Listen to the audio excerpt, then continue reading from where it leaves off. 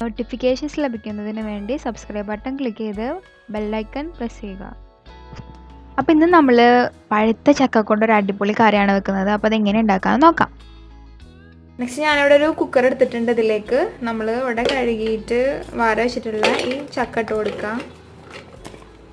ഇപ്പോൾ ഇത് കുക്കറിൽ ഉണ്ടാക്കണം നിർബന്ധമൊന്നുമില്ല. ഞാൻ വേഗം ആവാൻ വേണ്ടിയിട്ട് കുക്കറിലാണ് ഉണ്ടാക്കുന്നത്, അല്ലെങ്കിൽ നമുക്ക് ചട്ടിയിൽ ഉണ്ടാക്കിയാലും മതി. നെക്സ്റ്റ് പാകത്തിന് ഉപ്പിട്ട് കൊടുക്കാം. ഇത് ഏകദേശം 3/4 ടീസ്പൂൺ ഉണ്ട് ഉപ്പ്. നെക്സ്റ്റ് 1 ടീസ്പൂൺ മഞ്ഞൾപ്പൊടി ഇട്ട് കൊടുക്കാം.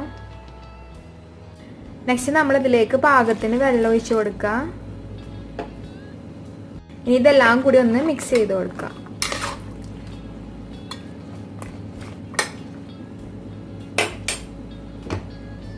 ഇത് മൂടി വെച്ച് 2 വിസിലിന് വേവിച്ചെടുക്കാം.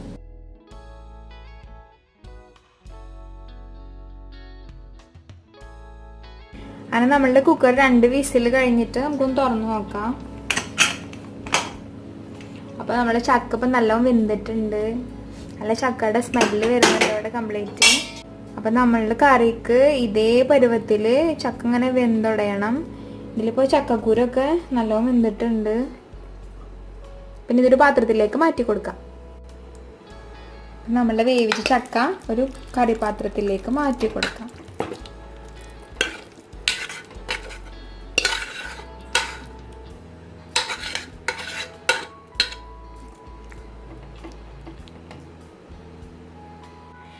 നെക്സ്റ്റ് ഇവിടെ ഒരു ബ്ലെൻഡർ എടുത്തിട്ടുണ്ട്. ഇതിലേക്ക് ഒരു 10ഓളം ചുവന്നുള്ളി ഇട്ട് കൊടുക്കുക, ചെറിയ ഉള്ളി. ഇതിലേക്ക് നമ്മൾ 2 ടീസ്പൂൺ നല്ല ജീരകം ഇട്ട് കൊടുക്കുക. അപ്പോൾ നമ്മൾ ചെറിയ ഉള്ളിയും നല്ല ജീരകം ഇട്ടിട്ടുണ്ട്. ഇനി ഇതിലേക്ക് 1.5 മുറി തേങ്ങ ചിരവിയത് ഇട്ട് കൊടുക്കുക.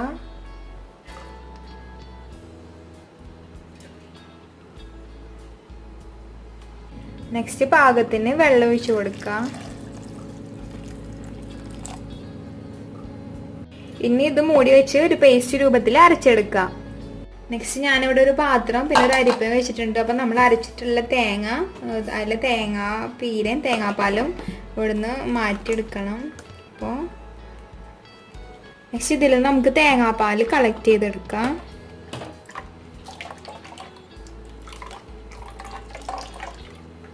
അങ്ങനെ 1.5 മുറി തേങ്ങയും പിന്നെ 10 ചെറിയ ഉള്ളിയും പിന്നെ 2 ടീസ്പൂൺ നല്ല ജീരകം കൂടിയിട്ട് നമ്മൾ അരച്ചെടുത്തതിൻ്റെ തേങ്ങാപ്പാലാണ് ഇത് കളക്ട് ചെയ്തിട്ടുള്ളതാണിത്.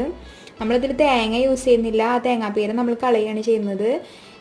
നോർമലി എല്ലാവരും അത് ആ അരച്ചത് അങ്ങനെ ഒഴിക്കുകയാണ് ചെയ്യുക. അപ്പോൾ ഞാനിവിടെ തേങ്ങാപ്പാൽ മാത്രമേ ഒഴിക്കുന്നുള്ളൂ. അപ്പോൾ നമുക്ക് ഇതിന് ഒഴിച്ചു കൊടുക്കാം അതിലേക്ക്. അപ്പോൾ നമുക്ക് തേങ്ങാപ്പാൽ ഇതിലേക്ക് ഒഴിച്ചു കൊടുക്കാം.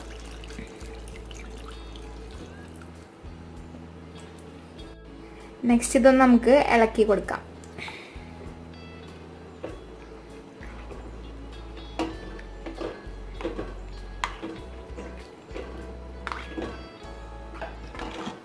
അതിനകത്ത് കംപ്ലീറ്റ് ഇപ്പോൾ മിക്സ് ആയിട്ടുണ്ട്. ഇനി നമുക്ക് അടുപ്പ് കത്തിച്ചു കൊടുക്കാം.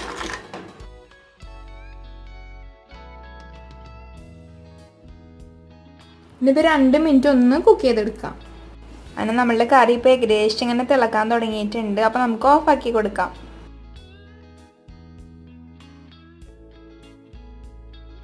അങ്ങനെ ചട്ടി ചൂടായി വന്നിട്ടുണ്ട്. അപ്പോൾ കുറച്ച് വെളിച്ചെണ്ണ ഒഴിച്ചു കൊടുക്കാം.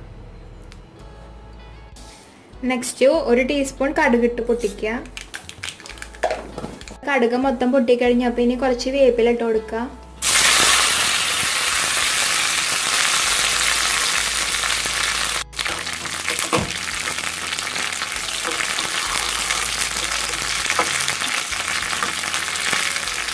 ഈ കടുക് പൊടിച്ച് നമ്മൾ കറിയിലേക്ക് ഇട്ട് കൊടുക്കാം.